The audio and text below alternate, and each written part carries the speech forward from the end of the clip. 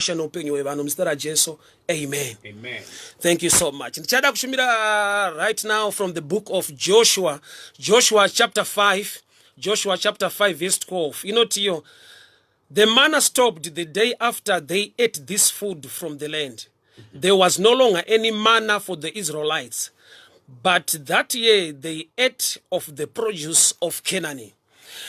Vana veIsraeri vafamba under the leadership of Moses vakararama in a miraculous dimension yekuti vari mugwenga avaenda kumunda avairima avaidyara but Mwari waingovasustaina through nekuvapa chikafu chaibva munyasha dzavo chaingobva mukungoti this the miraculous work zvishamiso zvaMwari vanhu vaidya nyama vaidya zviuta vaidya mana but pavakaenda into the hands under the leadership of Joshua now vakupinda muKenani manna stopped chikonzero vari kupinda mu promised land ava vari kubuda mu provision ye fruit vachienda mu promised land. Mwari wedu unoda kuti munhu akure pakunamata unokura nekudzidza nekuziva kuita kwaMwari nokuti there are times ekuti tiri mumazuva ekuti vanhu vazhinji vanoda kushandirwa avadi kuudzwa zvinoshanda. Vanhu vazhinji vada kuudzwa kunzi uya tikakudai zvinodai but the real truth in the things of God iwe pachako you are so independent kuziva kuita kwaMwari and operate semwana waMwari. So vanhu vakabuda mu provision yema miracles mumana muzviuta vakapinda mu Canaan which is the promised land. Mwari ndokubva vamisa the provision iri miraculous ye mana kureva kuti pane kurarama kwatina komuna Mwari kwekuti there is a dimension yekuita kwaMwari yeminana kogoita the physical side inoda kuitwa nemunhu nekuti Mwari vane chavaka provide. So promised land if rakaropafadzwa asi kuva mu promised land haisi guarantee yechikafu. You can even starve to death or in promised land because you don't know what to do. So you need to till the land to benefit per produce yaunenge wawana nokuda kwekuti ivhu rakaropafadzwa. So mukunamata kana wa mukristu now you operate in these two dimensions. Tikadzoka kubhuku ya Genesis 1:3 Mwari vachitaura kuti let there be light pakava nechiedza. But Genesis 1:14 yobva yati and God created the sun to rule over the day and the moon to rule over the night. Ivo Mwari vamboti ngakuve nechiedza chikavako vari kuenda pa second level yekusika futi zuva kuti riprovide chiedza. Chikonzero ndechekuti zuva rikaprovide chiedza on earth let there be light is statement rakataurwa in the spiritual realm but in the physical maidiwa something to produce light rinova zuva. That's why now we benefit, we get vitamin D kubva kuzuva iroro. Dai kwakangorarama tiri muremu ya let there be light tisina vitamin D. Dai takararama muremu ya let there be light tisina this is solar energy and whatsoever. So zvinhu zviri panyika right now zvino operate in two dimensions kuita kwaMwari kuri miracles nekuita kwaMwari kwaakaisa muma principles. Saka mazuva ano vazhinji now they want to go back to the wilderness yet the real movement is to come from the wilderness into the promised land. Tinofanirwa kusvika patinofanirwa kusvika kuti ini ndine mubereki wangu mubereki wangu achiriko kudomboshava vaipinda neni mutauni vakandibata ruoko but iko zvino ndikavaudza ndakuenda kutauni vanonditi bye bye. Why? I'm now mature.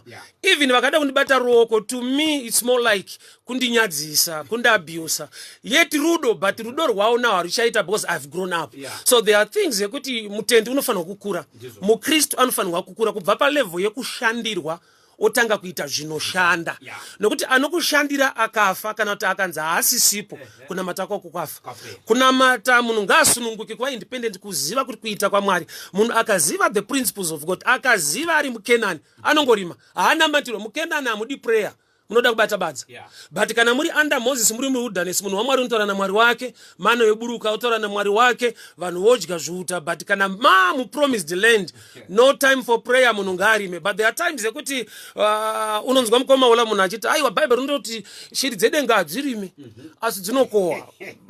I always tell people kuti vhesi iyo ndeyeshiri. Sasa mbada anditi aiwa vhesi haite yeshiri Bible rakanyorerwa vanhu ndopa rukuita rongo rakanzi munoparidzira zvisikwa zvese including birds. So kana shiri isina maoko haina right yekurima kana isina munda haina right nokuti Mwari vanoti ndiropafadza kubata kwemaoko. So there are times yekuti the Christian community we are failing to grow.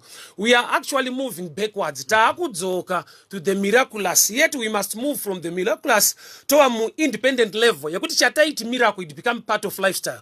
Nokuti kana muKenani mukadyara wheat mukakohwa munobheka chingwa Koma shoko la Mwari ngati chingonzwa lichiparidzwa tinochona ma TV apa chikonzi wait for a miracle, a miracle is coming, a miracle is coming. Apasi bwe batiri kufonyo kwa Bryan batiri kutarasikira pakuti no ndangomirira miracle iya because kuti ndichawa independent nda promise kwa miracle yanzi iri kuuya pana mabasa manje baba. Ya tani dambudziko rekuti pane nguwa yekuti tinogona kutaura zvinodiwa nevanhu tichitadza kutaura zvinodiwa naMwari kuti vanhu vazive. Pane zvinodiwa nevanhu like in our times munhu akava so desperate anoda kushandirwa hadi kuudzwa zvinoshanda. It's very dangerous kuti munhu ashandirwe asina kuudzwa zvinoshanda nokuti ukangoshandirwa watonhapwa iye anokushandira kana akaisa price tag you need to pay. Why? Because zvinhu zvake.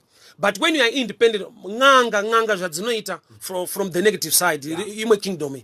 Nganga haikuratidze kuti haikuende newe mugomo yetu muzukuru mishonga ndewe musana ndewe makumbo. Vanoti uya kwasekuru tokupa mishonga.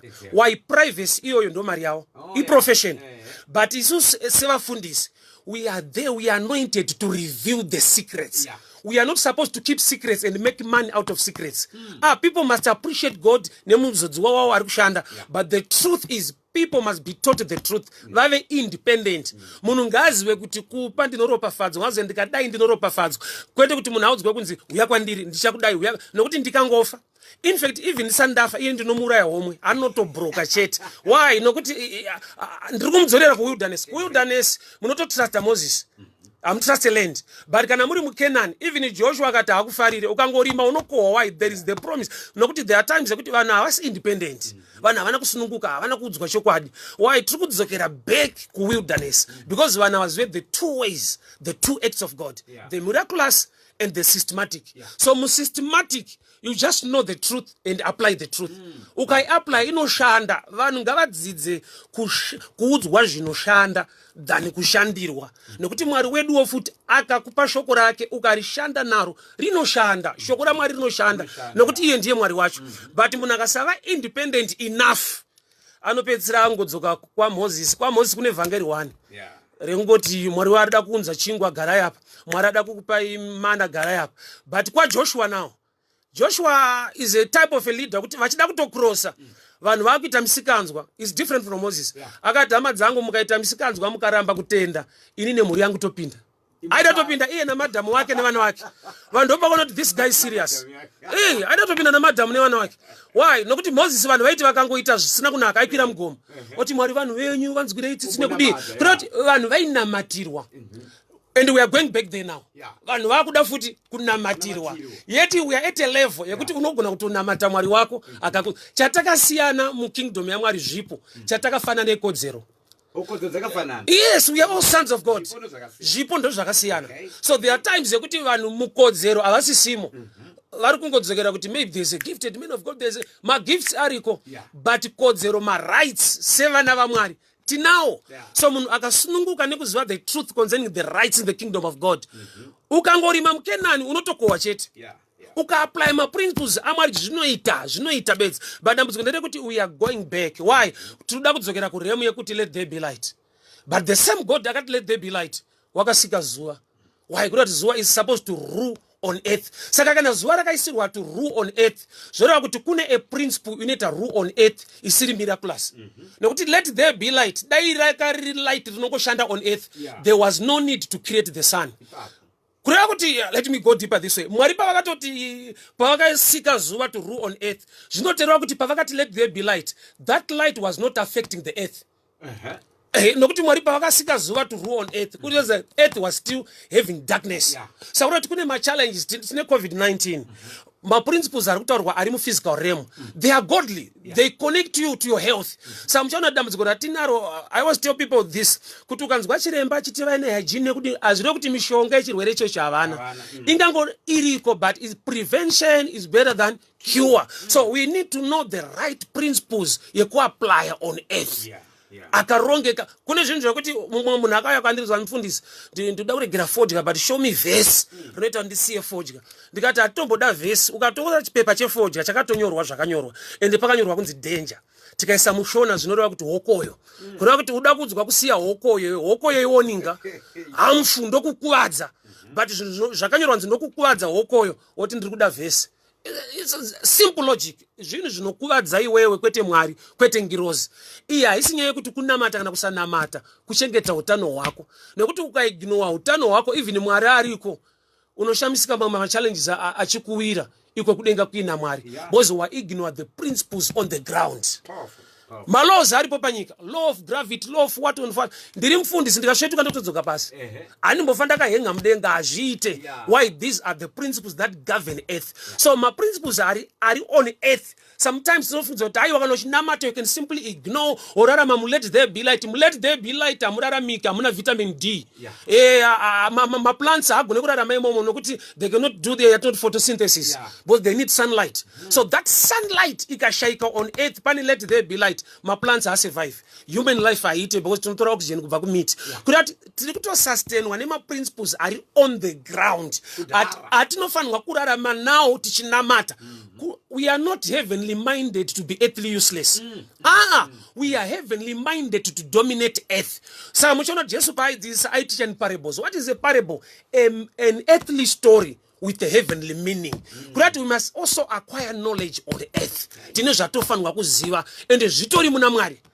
Promised land, I see promised fruit.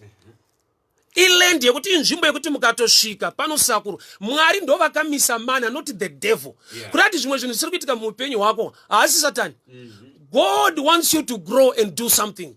Kune zvekuti indaiti ndikatamba bhora rechikweshe ndikaribvutirwa ndainoripota kuna mudhara. But pane time yekuti ndaenda kunoripota baba vakauya neni vakaona munhu anditorerawo chari mudiki kwandiri. Vakatanga kupopotera inini kuti ukasava nebhora ndokurova. Aziva kuti baba vakuside kuenemy.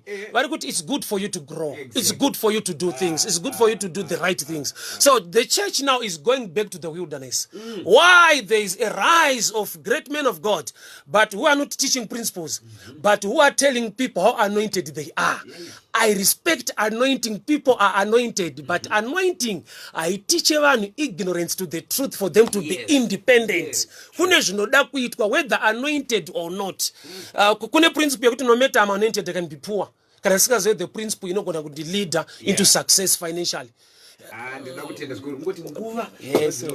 Amen. Akunyatsonaka kula yasimsechipirika. Past exactly pinda pachirongwa munhu waMwari wachidzikisa gejo asi ngeni kuti shoko renyu kupedzisa munhu waMwari rafane kuseka kwaterere ni namba dzenyu kumapeto kwanye ndi pamunobatika. Yes, namba dzangu +263 772 914 701. Evangelist Muparinga mukaya pana First Street from 5 o'clock till late munondowana every day. Tiripa number 140 Chinoi Street na Albion Embassy of God's Grace Doku Church kwatinopinda. You can like my page Facebook. I'm also on YouTube. Zimbabwe Mwari wakoropa afadze.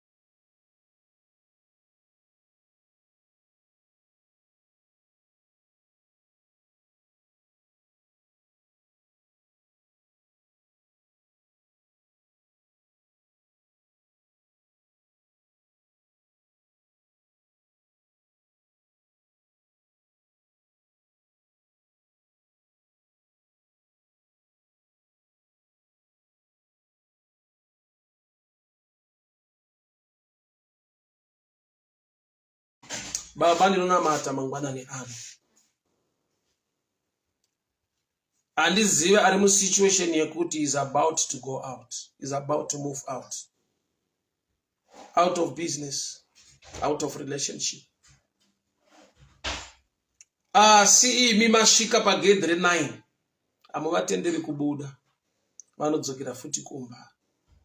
Nekuti jaya rinomuka. Direction inochinja. Direction inochinja. Imi makachinja direction yavanhu vari kubuda pagedre 9 vachida kuenda kuburial. Makavachinja Mwari. Kubva panhamo ikava another lease of life. Ikava another favor. Vakadzokera back to the city. Guva ranga racherwa. burial vato ready to do it. Asi nokuti vakasangana nemi. Mutsvene wakatendeka Mwari wenyasha wamasimba ose. Vana venyu nokuti vanosangana nemi. Vana venyu nokuti masangana navo. Vana venyu Mwari wangu nokuti munovada. Tinonamata a change of direction. Izwi kuti out ngaribviswe Baba, taakutaura in. Tabvisa kubuda, taakutaura kudzorerwa. Kubuda kweupenyu, kubuda kweutano, tinotaura kudzorerwa kwawo, tinotaura kudzokera kwevanakomana nevanasikana muguta mabasa avo. Hakuna mweya yakaipa ine simba kana imatendera vanhu kudzokera back. We are no longer moving out. Munochinja goodbye to welcome. Munochinja goodbye kuti iwe welcome. Mwari vamasangana nawo avarambe vakadaro. Vamasangana nawo havangarambe vachichema nokuti Mwari mune simba rekuchinja masituations avo. Father, in the mighty name of Jesus. Breakthrough yauri kudai. Ini mamwe my instructions are behind. Ekuti ukaignore unobreakwa through iwewe ne breakthrough yako. Unozaya zvinofadza kuti vana veIsraeri vakayambuka Red Sea. Mose atamanudza tsvimbo. Pakapatsanuka vakakrosa. But Mwari nokubva azoparidza rekuti vasakrosa, but rekukrosa mvura.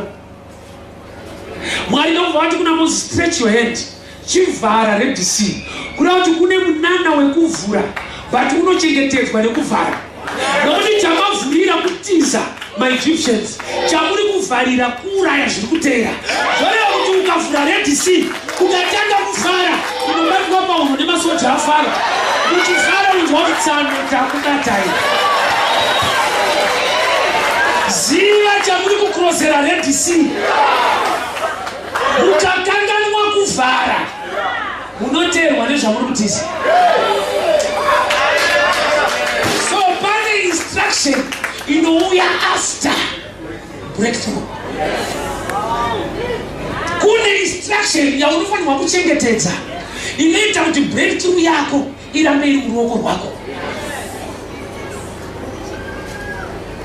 Mwanasikana akamuka, ndokunga vanhu vakafara mupamese.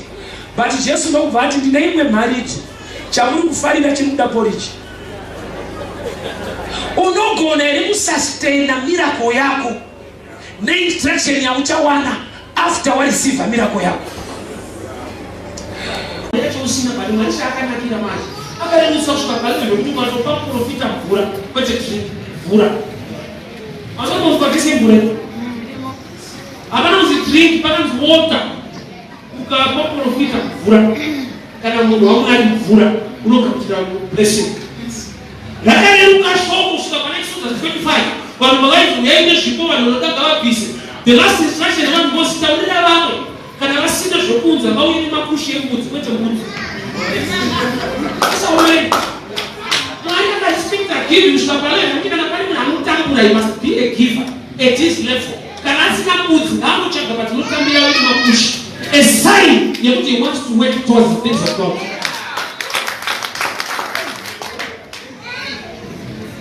There was a purpose when Pastor Aisha is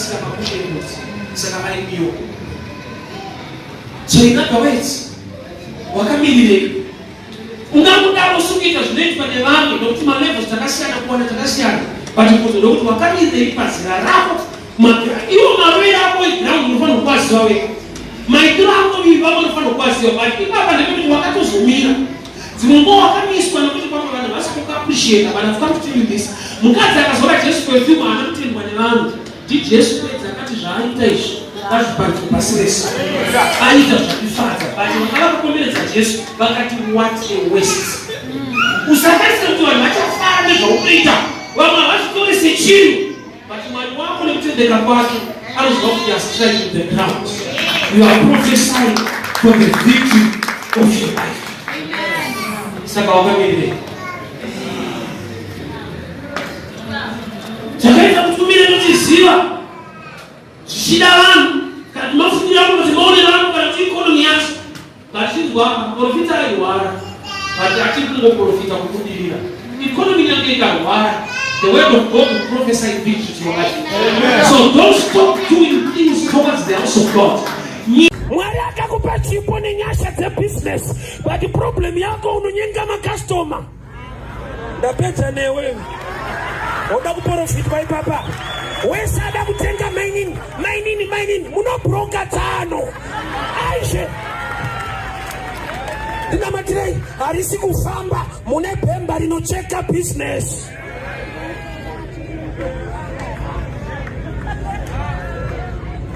Hauchapa discount wakutopa rudo.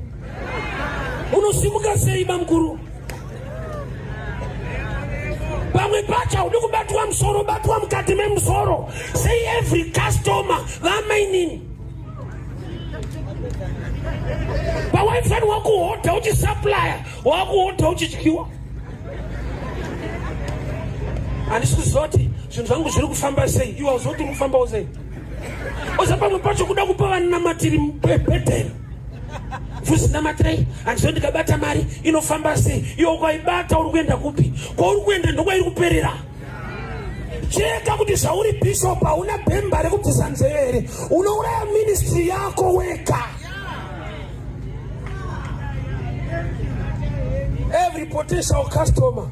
A potential girlfriend. Avacha tenga vangu tora.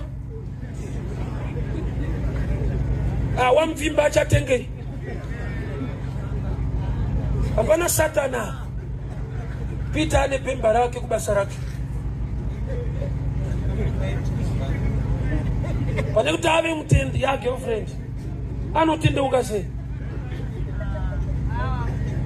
Phone number ya wakatora for prayer. Haisisirie prayer. From Manawi Sangano to pay. Inokura siku sangano wanu wakoka. Baba ndinokutenda ine kuda beshokore. Mataura kumpeni wedu. Takagati kwa bama ziro kwete nekuda. Takashaiwa dzimungua mari dzevano ngatiendesa kuchikoro. Takashaiwa batsiri vanogona kumira nesu. Mukuvimbika kwese ndakasangana nevarume vanga vasingadeimba. Ndikasiwa ndine zita rekunzi Mvana. Kwete nekuti handina hunhu hwakanaka. Asi kune mhepo dzekumusha dzinosvikira pandiri. Asi mutsvene waJehovha wakatendeka wokururama makarangarira Rahabhu zita rikadzimwa rinonyadzisa. Baba ndiri kudeclare mazita anonyadzisa vakataurwa ngaadzimwe. Mhepo dzinovhuvhuta dzinosvikira pari dzekumusha ngadzishayiwe simba. Pachawira madziro pasi. Vana pavachaenda kumadrugs vake ngavachengetwe. Zvirwere pazvichabata vazhinji. Protection pamuri yake wakatendeka wenyasha. We thank you, Lord, in Jesus. Ngirira mushoko ravo nekutenda mavari. Zvinoita sekunge hazvina meaning, hazvina chirewa, hazvina pazvinoenda, hapana chinobuda. Asi chandinoziva ndechekuti there is the other side. There is the other side. Pane kumwe kuita. Pane chimwe chikamu chinoda kuitwa naMwari muupenyu hwako. Handigone kukuberekerai. Dzokerai. Ruth chapter 3. Should I not try to find a home for you? The same person amboudza vanhu kudzoka. Ndiye ari kuti now because you are here, you are still standing, you are still with me. I can do something for you. Ramba wakamira muna Mwari mudikani. Ramba wakamira munyasha dzake. Ramba wakamira munyasha dzake, ramba wakamira muna Mwari. Baba ndinonamata. Chikarawe mweya wekutsungirira matiri. Zvichirema zvichioma munoramba muri Mwari. Mumarwadzo mukufirwa, mukurwara mukutambudzika. Asi munoramba muri Mwari wakatendeka. Unekuita kunoshamisa muupenyu vana venyu. Ruth wakaramba wakamira na Naomi. Baba ndiri kunamata mangwanani ano. To wait upon the Lord. To have patience. To trust and to believe in you. In the name that is above every name. In the mighty name of Jesus. Amen. So let me show you this. So now we are Ruth yakuzororwa na Boaz aisi pa beauty. The key fact kuramba wakamira. Kuramba une kutsungirira. Kuramba wakamira. Baba ndinonamata muupenyu vana venyu. pavanotsungirira vapa vanoramba vakamira muzvinhu zvenyu nemushoko renyu. Vapeiwo ropafadzo Mwari, vapeiwo nyasha, vazarirewo masuo, favor inobva kwamuri, nokuti vanoramba vakamira uye nekutenda. Hakuna umwe Mwari kunze kwenyu, Mwari waIsraeri. Vana venyu ngavarangarirwe, ngavachengetwe, ngavagoneswe. Ndataura blessing, ndataura favor muzita raJesu Kristu weNazareta. Amen and amen. Hatina mate mari, hatiraramiswe nemari, but panyika ino ukaishaya unofa Mwari ariko. Usina mari yechikafu chako, uchinamata stereka, unofira kuprayer. Unotakurwa nengirozi waoma baba. Lazaro akatakurwa nengirozi, unofuata akavigwa nevanhu. Anonzi kuti Lazaro akatakurwa nengirozi, akaendeswa pachifua chaAbhurahama. Rufu rwake runokuya vanhu, haina mata usingaiti.